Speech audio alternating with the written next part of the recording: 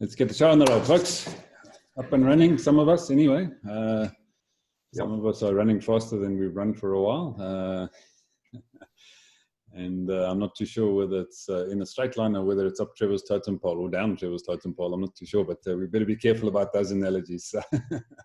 Let's find out what the totem pole is all about and where you happen to be sitting on it this morning. So welcome back, Lee. Nice to have you. Welcome back, Stella. And good to have you guys on board this morning. So, Trevor, the totem pole, talk to us. Yeah, you know what? I think I influenced far too much yesterday.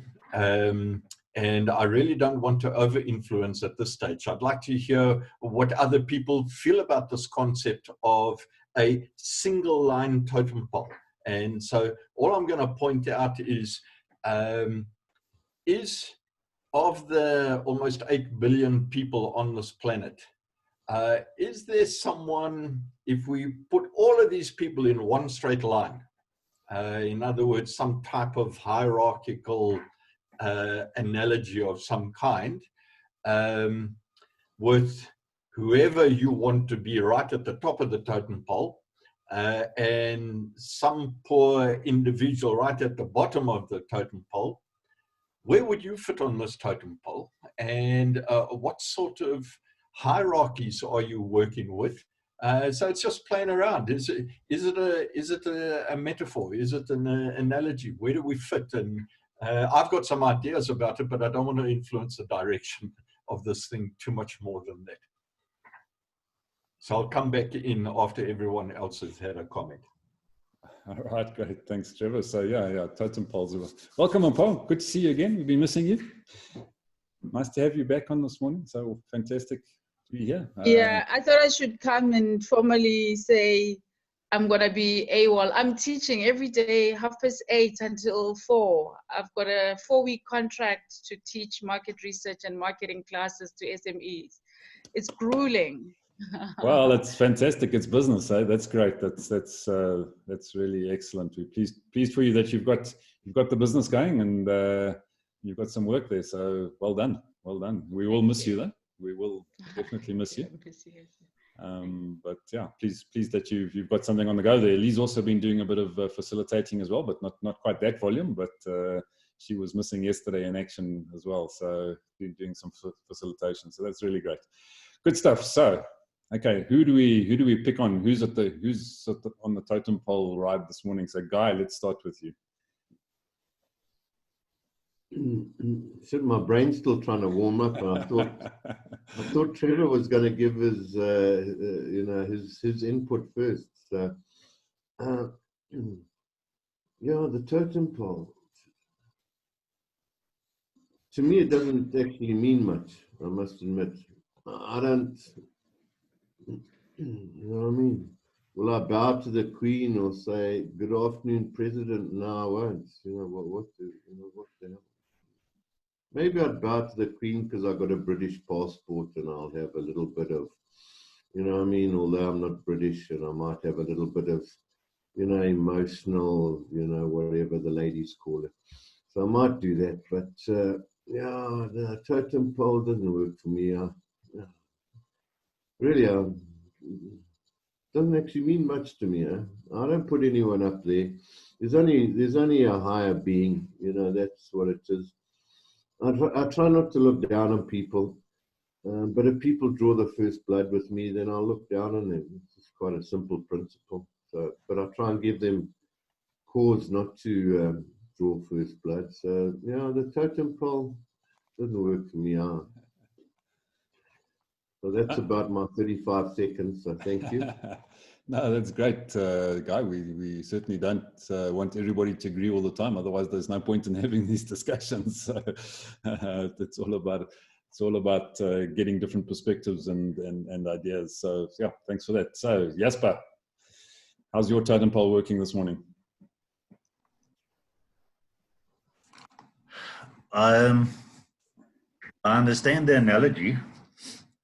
But I think the using of the analogy is almost a reference to one's own inner perception. So it's where do I see myself in perspective to other people? And that's always flawed, because you don't know really what other people are, and you then tend to measure your achievements against what you think other people have achieved, and your wealth against what you think other people have achieved. And I think all of us have had such experiences where we eventually meet some of those people and hear their stories, and then after we've built our whole lives about trying to become like them, to only learn that they are very unhappy with their lives. They're not where we think they are. So I think it brings it right down to what is your inner equilibrium? What is your inner identity? What is that which defines you? And yes, that's a constant journey, and that's never finished. And I think as you then get more clarity on who you are, and obviously resources and provision and all of these things play a role in it, but it's not how I want to be measured by other people or by myself. Yes, I want to be a provider, but the totem pole for me is, have I reached that which I set out to achieve for myself? And if I haven't, I certainly see people who are ahead of me and who I can learn from, whether it's be in the social media or in technology or in whatever. So I have lots of such people that I would rather call role models, that I then befriend and start untapping what they have to the tune that it can benefit me. But I think for me, the big thing is be careful, or clarify your own inner world, your own perception, your own identity. Because I think right now, a lot of people whose identity was caught up in their job and in their title, and all of a sudden that's now stripped away from them. What now? So the people that you looked up to, that boss, one day get his job. He doesn't have a job either. What now? So for me, it's almost the question, it refers back to the question of identity. What is your identity, and are you comfortable in your identity? Great, thanks, Jasper. Yeah, I think some key points there. You know, is it a personal totem pole, or is it a collective totem pole? And I think you've highlighted some great differences there. Stella, let's come across to you. Morning, everyone. Yeah, I think for me, I concur with what Jasper is saying. But I think for myself is just to try and strive. I also see people as equal. I don't believe there's some people that's higher up, whether it's based, other people view it as based in education or wealth or possessions or whatever subject you want to choose. But for me, I try and see everybody as equal. But for myself, I think on the totem pole, I would like to strive to every day be a better version of myself and not compare me with other people. And just to be true to myself. Yeah, thank you. Great, thanks, Stella. All right, Lee, let's come across to you.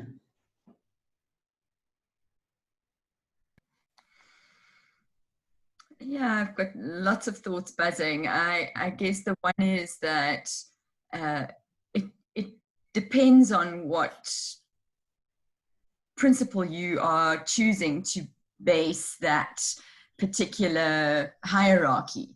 So, is it successful relationships? Is it money? Is it power? Is it status? Is it, there are many things on which you can build a hierarchy of, okay, this person, and you can measure it, this person earns such and such, this person earns such and such. My husband's just seen one of these graphs of sports people and how much they earn. We do graphs all the time. How much do men earn versus women earn? And we measure it against each other to say, you know, is this fair? And so marking yourself to say, how do I measure up in relation to others, and how does our society measure up? Some of those measurements are important, because otherwise we just apples are not being compared with apples. And so we do need those kinds of measurements to call people's attention to realities. And I agree, we want to live equally. People aren't equal. I just gave the example in my workshop yesterday. We were talking about, you know, behavior change. And I said, we change our behavior all the time. And I gave the simple example of running a workshop, and the CEO walked in. I've never seen people sit up straighter and look like they were the good kids in class. You know, it was, he was the boss, and you somehow had to be, so there, he is. And everybody, if we ask them the questions, oh yeah, he's a guy like all the rest of us. Instinctively, we've put something in place. So what is it that we're looking for? And even we look to our politicians, we look to our president.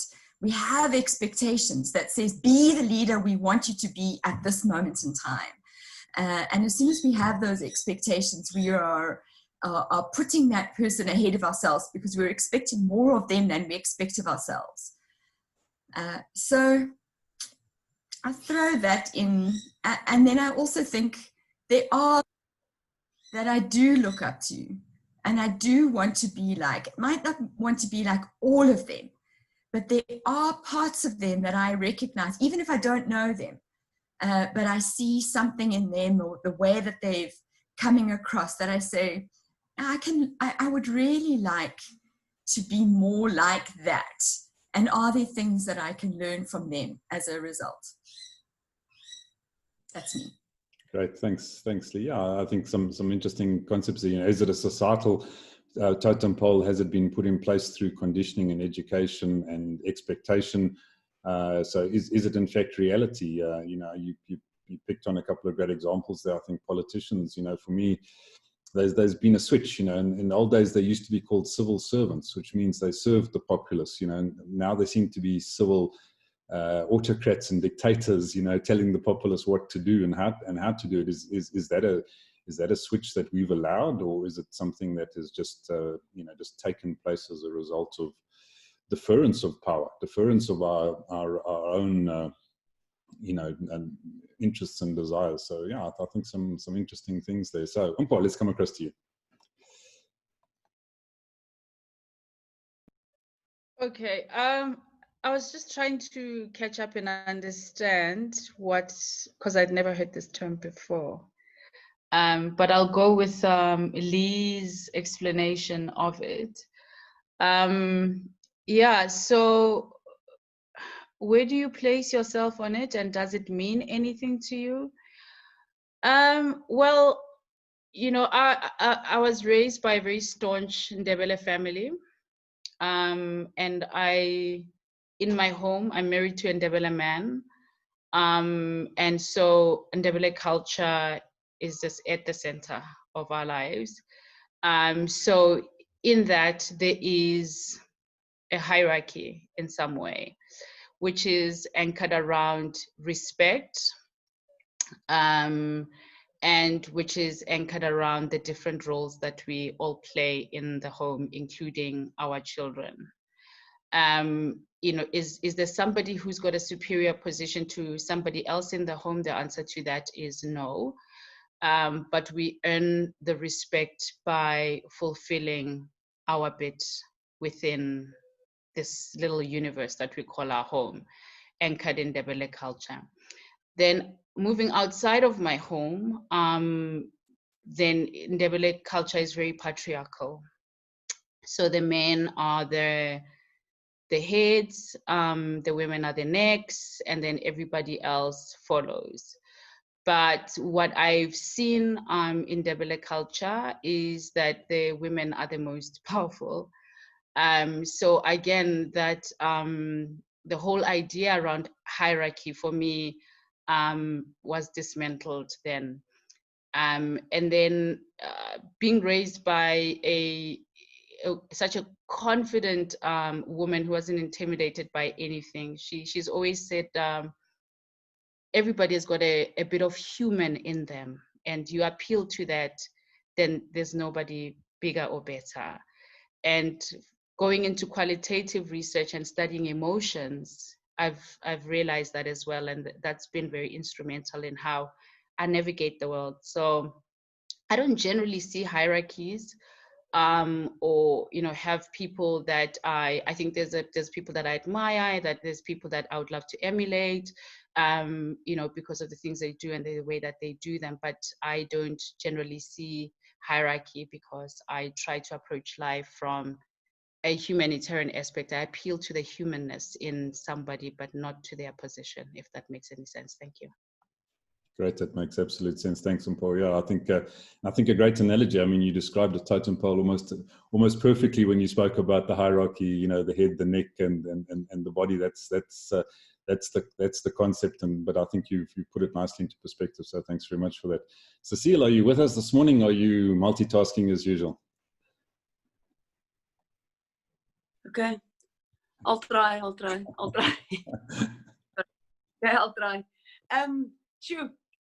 My dad raised us as girls as that all people are equal, and that you should see the humanity in all people and respect all people. So I try to live my life like that.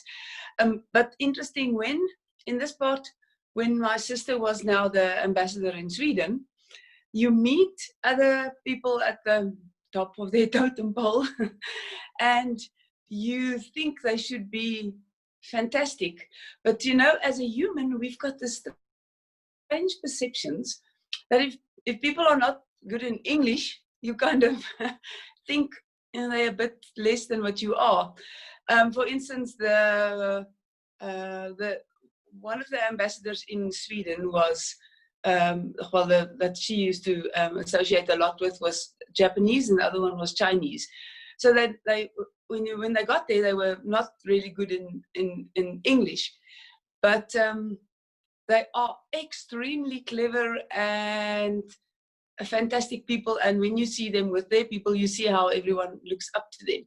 But it's just a human thing to just kind of disregard them immediately because you think that they are not fantastic in English, and then you discover that later on they are actually exceptional human beings, that you can really look up to them. They are clever, they are well-rounded, all that kind of stuff. So I guess as a person, we know that they say that if we have a roof over our head and if we have a job or something to earn from and all those kind of stuff, we are already high up on the totem, because there are so many other people that are not on that totem, that are almost at the bottom of the totem, not through their own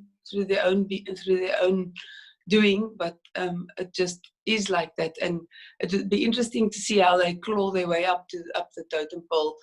And we see that all the time. People that you think are nowhere, but for some reason they climb, like these people that climb up in Hawaii, they don't fetch the coconuts, they climb up a totem pole with absolutely no help of other people. So yeah, it's a difficult concept, the totem pole. I don't know. So I guess you strive to be a little bit like some of the people that you think are polishing the totem pole nicely up at the top. And Lee, one other thing that's interesting, I also think that I'm not really in awe of people. I used to work with Cyril Ramaphosa. He was one of my customers when at Fever Tree, he was the director of Fever Tree, and I would see him and he would chat and whatever. So it would be interesting if you meet him now, how if you would feel different in his when you are in his company. But you do when you meet, when you have to do business with certain people, certain CEOs, you are quite comfortable with them. Others, I think maybe because they put themselves up on the totem pole, and now you can see in this time now, a lot of people have feet of clay. So people that, some of my customers that I used to deal with, they always kind of look down on you. But now you see them, and now you see that they are closing their businesses. They had 13 businesses, and they are closing the businesses left, right, and center. So they are just like we are. So I think all of us are pretty much the same if you drill down to the core, like we have all discovered in this last 3 months, that all of us are the same. And like Trevor said, that all of us are trying to be good people. They are probably the small majority that don't care and want to be bad people, like Trevor believes. That's my bit. Great, thanks, Cecilia. An interesting point that comes out of all of that for me was, can respect be demanded and expected, or is it only earned? And I think many people tend to, well, not many, some people in positions tend to feel that they can demand respect when they haven't actually earned it. So Steve, let's get across to you. Thanks, Ivan. Can I just say one more thing, and this is cat among the pigeons. My sister, when she first started working, she was a social worker, and she used to work with, ladies, this is for you, she used to work with judges, and because she worked in Kailicha with a lot of people there, and then she would get into court, and you would work with the judges and the high court and this and that and the other. And that's what she taught me then. If men are trying to sexually harass you at that time, then the minute they cross the bridge of trying to sexually harass you, they are not a judge or a this or that anymore. It's just a man that can't keep his pants closed, and you treat him like you would treat the lowest form of low when they are trying to solicitate you into doing something that you don't want to do. So she said she would even stop calling them judge or general or what. And this has happened through her whole career. General. If the general tries to make advances to you, then he's just a man. He is nothing. He's no title. He's nothing else. Sorry, that was just the last thought.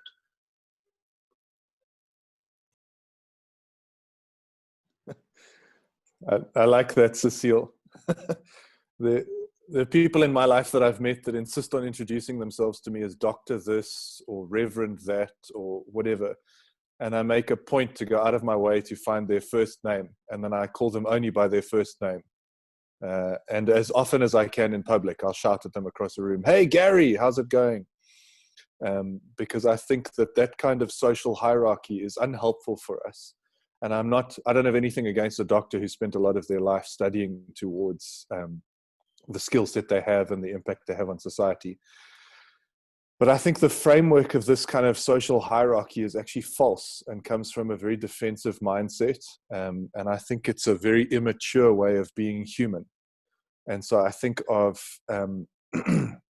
without wanting to tread too heavily into different cultures perhaps, but I think where there are cultures that are built on very unequal or unequal hierarchical sort of social structures, I think even there it's a very immature way of being human and being human together. And so I prefer to think of things as, humans can be differently equal, and so we have different skill sets and abilities and things that we bring to the party, but there is an equality of everybody being human at the end of the day. And so I think some of the titles and the people that we put on pedestals and we view as higher up the food chain, I think is actually just rubbish. Similar to Lee, I also look up to people, so I think there are things to admire in people. But when you have to start saying, only these kinds of people can be the heads of households, or only these kinds of people can be the heads of businesses, etc., and there's respect delivered without any earned, etc., I just start to call bullshit on that. I think that's rubbish. And so I prefer to see more of a flattened social structure in more of a spider web sort of format, where there's interlinking, and a system survives because each part sustains the whole, rather than sort of a pyramid sort of totem pole idea of you can go up or down the ladder. And I think that needs to be deconstructed quite thoroughly. That would be my sort of opening thought on quite a big issue. Thanks, everyone. Great, thanks, Steve. Yeah, it's important stuff. Solomon, are you with us? Are you busy doing car maintenance while you're listening in there? I see the spanners and things going backwards and forwards there. Are you building your totem pole, or are you just repairing it? Yeah, this is very interesting. I actually realized that I've never been worried about hierarchy, where people are at. I've never been worried by that. But Ivan, if I come to your house and I find that your children and your family, they're calling you with a certain name, for me, I'm in Rome, and I will actually do what the Romans are doing. So in every environment I come in, and I find that there's a certain almost like respect that is being given to somebody, even though I don't know them that well. I just allow myself to follow, and without being worried about, are they truly worth it, or I don't actually do that.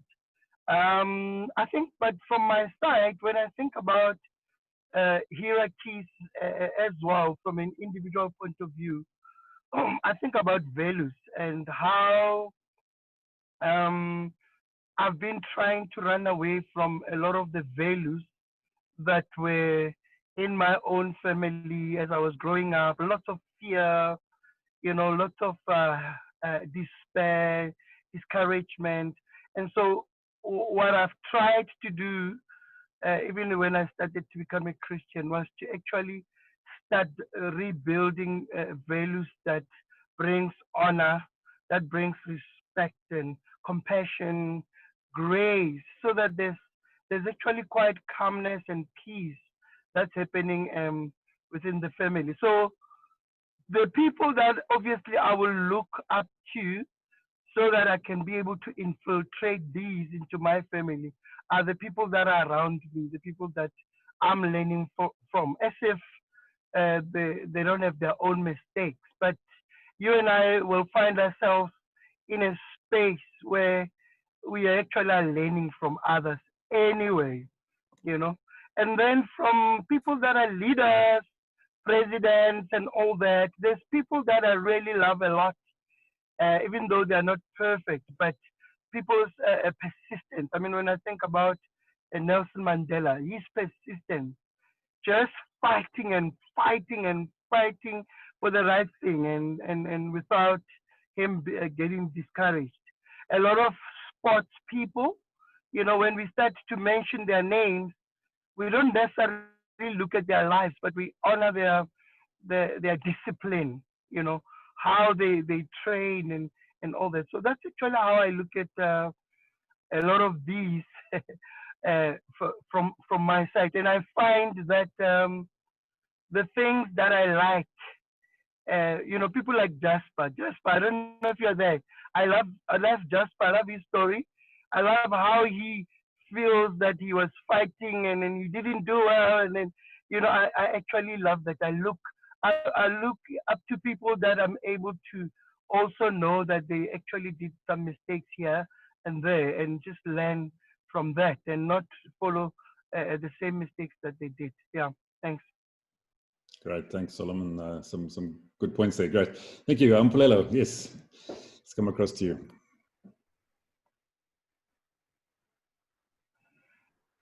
He's sound, Ivan. He's not really hearing us. As you know, is he battling? Okay. All right. Let's just give him a sec. I see he's plugging in some extra devices there. Maybe he can get online, because I'd love to hear his thoughts on this one as well. Mpulelo, are you with us now? Have you got some sound or not?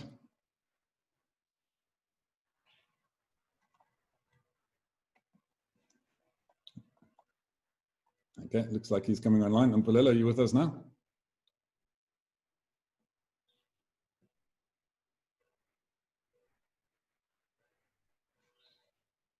Yeah, which doesn't look like.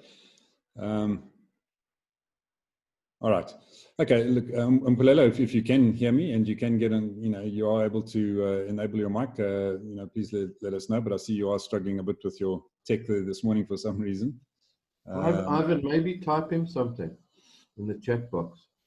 Yeah. He can read the chat box, but yeah. Okay. But in the meantime, yeah, it looks like he's really struggling. So Trevor, maybe you just want to pick up there, and we'll try and connect with Mpulelo. Okay, I've found that I've had difficulty this morning listening into people, so it might be from my side because my laptop is full of browsers. So please just stop me if you can't hear anything here. But I dressed up this little totem pole fly with some nice little feathers, and I threw it into the water just to see who would bite, and everyone bit. Which is quite interesting. It's just a little concept and a thought that I've heard a couple of people talking about. In fact, not many. And people have been mystified with this. So I think, like every coin, there are two sides. And I threw the question out, if life was a hierarchical status, of 8 billion odd people, and there's someone at the top and there's someone at the bottom, where do you see yourself on this thing? And I was interested to see what type of responses we would have. Now, we at Wisdoms talk about how do we attain or get to be in the top 1%. And so what that means for us is that we are driven by being, if there is this straight line hierarchical totem pole, we're driven by wanting to be somewhere right at the top. So that brings into mind hierarchy, status, politics, positioning, and I think a lot of the ills of the world at the moment are driven by perhaps narcissists who are climbing over everybody to get to the top of the totem pole, and it's all about power and it's about politics, and we know that power corrupts and absolute power corrupts absolutely. So we can get a feel of who they are by the way they actually climb to the top over other people. But I think the point that I wanted to bring up here is the other side of it, which is the good side, is if you are not the person at the top, and please God, you're not the person at the bottom, and you're somewhere in between those two positions, then you can look up with the view, and I think Jasper touched on it, that there are people that are better than you at all things. So you don't have to think that you're the best of the best. You can actually refer to other people who have got strengths in other skill sets, etc. So you're always reminded that there's someone better than you. So this is about humility, and it's about really deferring to other people who might be better than you and can bring their particular strengths to actually complement yourselves. And then on the other side of this is recognizing is there's some poor wretch right at the bottom of this imaginary totem pole. So it's about gratitude. Therefore, there, but for the grace of God, go I, because you could be that person down there. And I think this totem pole gets me reminding of this humility gratitude equation all the time. And because we're driven to be in the top 1%, are we doing it by climbing over other people? Or are we considering those poor wretches that are way below us, and how do we express our gratitude? So that's all I've thrown into here, but I've loved the responses and how people actually interpret this little concept, which they found strange to begin with. But I think people are now really sitting and thinking about this imaginary totem pole and how we respond to it in the world. Right, thanks, Trevor. I think Mpulelo is back with us. So Mpulelo, can we get across to you and hear your thoughts? Good morning. I'll try and keep it short. I have lost a lot of what's being said. So I am still lost a little bit, but I'll take from the pieces that I've picked up and probably also just put my thinking into context, right? Probably I'll start at a point of hierarchy, positions, head of the house, leader, and so forth. For me, and probably I'll be a little bit controversial in this, for me, I interpret and understand leadership differently. And probably it has to do with a biblical understanding. For me, leadership biblically is not a position of privilege and is not a position of power. If anything, leadership or being higher up in a hierarchy means you're the last one. That's why biblically you say, if you want to be great amongst people, you have to be the least. What has now been termed servant leadership, meaning the higher up you go, the least you become. So if I'm saying I'm the head of the house, I'm the least in the house in that my children must eat first, my children must wear first, my wife must have privileges before I do. And that reverses for me how leadership is in the world, because in the world, leadership is the opposite way. If you are higher up, you hold all the power, you hold all the privilege, you hold all the celebrity status and so forth. So for me, that's where probably the controversy comes in, is that I see hierarchy in an opposite way. The higher up you go, the least you become. What does it mean, the least you become?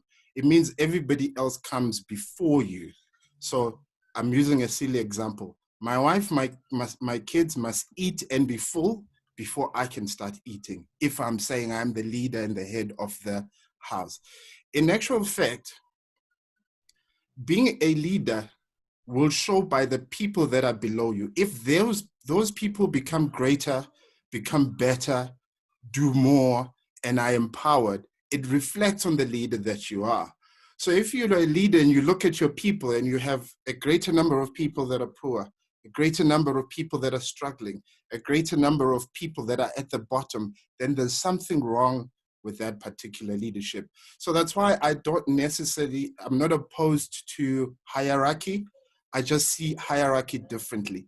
If I want to be great in society, then I must serve Lee, I must serve Ivan, I must serve Trevor, I must serve Solomon, I must serve Steve, I must serve Jasper, and they must become better people, and I must be the last before them.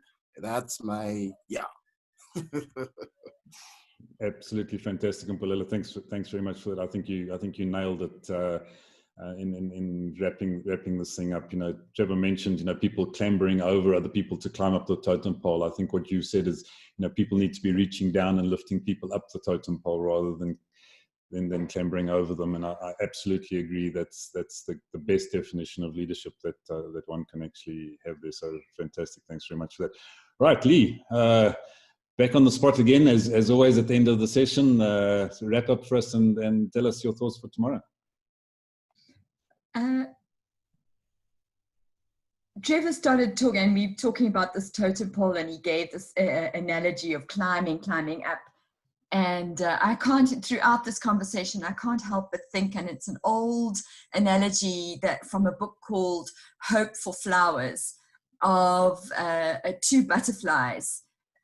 Well, they're actually caterpillars, two caterpillars who see these pillars of other caterpillars all trying to climb up, and they to get to the top, and one, they can't see what's happening.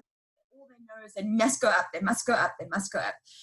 And then the story works out that, of course, they get to the top and they've kicked a couple of other caterpillars off the pillar, but they get to the top and there isn't anything there. The thing that they thought was there is nothing.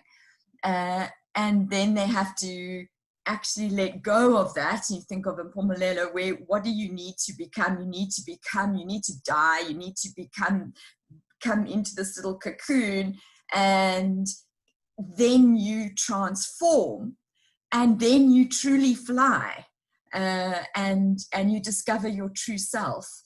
And when I think of that analogy and what we're talking about here in terms of the totem pole is, I think there is an inherent desire in us as human beings to go up. And I think we might interpret that as, I've got to climb the totem pole. But what does it really mean? And so that's my question for tomorrow, is what does up mean for you? What does it mean? And by up, I don't mean on the totem pole, I mean flying. What does it mean for you to fly? And how are you learning? How are you learning to fly in your own life? So I think that's the question that I'm posing for tomorrow. And I just want to leave you with one last picture, and that is from a movie, a series called Restaurants on the Edge, where they redo these restaurants, but they often bring in local art into the restaurant. And there's one set in Canada, and they put a totem pole. They wanted a totem pole in this restaurant, and they went to a local artist. It was a woman who made totem poles, like, I don't know, 2-3 meters of the huge log of wood with a chainsaw. She was a chainsaw artist that created and carved this totem pole. She was the epitome of badass. There's no other way to describe her. And so I just thought, yeah, everybody makes their own totem pole in their own way. But yeah, so how do you learn to fly? That's what we'll talk about tomorrow. But one last word. Solomon, we would love to hear your story. Everybody else has had a turn to share their story. And I'm wondering, as I'm giving you a heads up and thinking maybe Monday you can start sharing. Is there something else happening? Yeah, we're saying Monday. No, So, if we can, I think Trevor just wants to pick up on something quickly. We've got an exceptionally busy 4 days ahead of us. So, Trevor? No, well, it is that I was reminded that we are so busy from tomorrow all the way through until Tuesday morning with this virtual trade fair, that what I'd ask is if we delay our wisdoms to Tuesday morning, and that you come on board with us on the virtual trade fair launch. Ivan, no, hang on a moment. We're only doing that at 9 o'clock. Yeah, we can definitely meet at 8. You know, the thing is, we are on from 9 o'clock through to 5 o'clock every hour on the virtual trade fair on Zoom presentations and talks. So you know, we'd love you guys to come into some of those talks and listen in and participate. So we can be on from 8 to 8:30, but I'd hate to start a story like Solomon's and feel the need to cut it short because we're rushing off onto another call. So if we could leave Solomon over maybe until Tuesday or Wednesday, and we can definitely do wisdoms tomorrow and Monday, but we're going to have to keep it short and sharp to the half-an-hour slot if that's okay with everybody. All right, I snookered myself. So yes, wisdom's on tomorrow, 8 o'clock, and on Monday morning, 8 o'clock, and we just have to 30x the whole management of the virtual trade fair.